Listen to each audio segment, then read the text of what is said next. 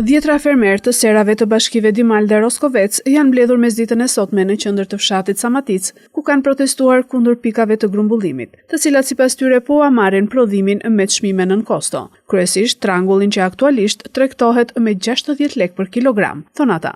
Pikat e grumbullimit e grumbullojnë pa faturë tatimore dhe pa çmim. Nuk e vendosin çmimin që mëngjes, është 500 lekë, është 500 lekë. Po e vendosin në darket ose ditën tjetër. Dhe shteti duhet t'i kontrollojë. Domethënë ne kërkojmë që pikat e grumbullimit të kenë tabel. Sot për grumbullojnë domate e kanë 500 lekë. 500 lekë le të jetë. Ta kenë të gjithë 500 lekë. Por këta i gënjejnë fermerët, u thon çmime të tjera në mëngjes dhe u pagojnë me çmim tjetër në darket. E njëjta situatë gjithmonë.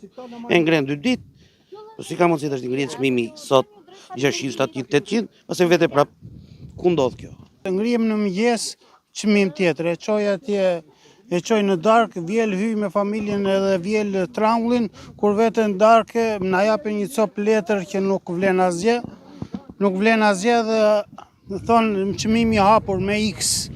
Të revoltuar nga situata, fermerët pohojnë se vinë nga një sezon i vështirë përmbytjesh, ku nuk kanë përfituar asnjë dëmshpërblim, ndërsa përballë situatës aktuale të çmimeve të ulta, kërkojnë një zëri ndërhyrjen e menjëhershme të shtetit për të rregulluar tregun dhe për të garantuar çmime të drejta për produktet e tyre. Ata theksojnë se nëse nuk do të ketë reagim konkret nga institucionet, do të detyrohen të marrin masa ekstreme. I mbollëm njerë, ikën pak në 2 milion, 3 milion që vete dy lymi shpenzime.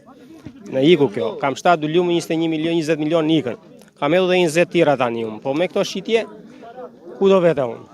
E thonë 20 milion lekë vetëm shpenzime.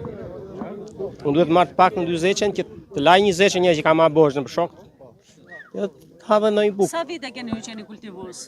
Unë kam qysh në 2009, gati 17 vjetë berber. Cili është viti më i vështirë që keni përballuar gjatë kësaj periudhe? Sa vjen, po na shtrëngohet litari.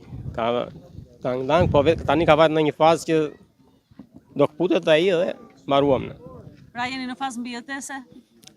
Mbijetesa është shumë pak tu është, më poshtë në ajo ja. Në qoftë se vazhdon situata, çfarë do bëni? Çfarë të bëjmë? Do marr çantën, edhe tikim herë në kem Greqi se kështu do kemi lekë të pagojmë as rrugën për tikun në Greqi. Do ikim kem, kemi ikun kohë. Sipas tyre në protest janë bashkuar fermerë të 4 fshatrave të bashkisë Dimal dhe 3 fshatrave të bashkisë Roskovec, të cilët mbështeten kryesisht tek bujqësia si burimi vetëm i të ardhurave. Janë 500 hektarë të kultivuara me prodhime të stinës, të cilat shkojnë kryesisht për eksport, që mbajnë gjallë ekonominë e fermerëve protestues të këtyre zonave.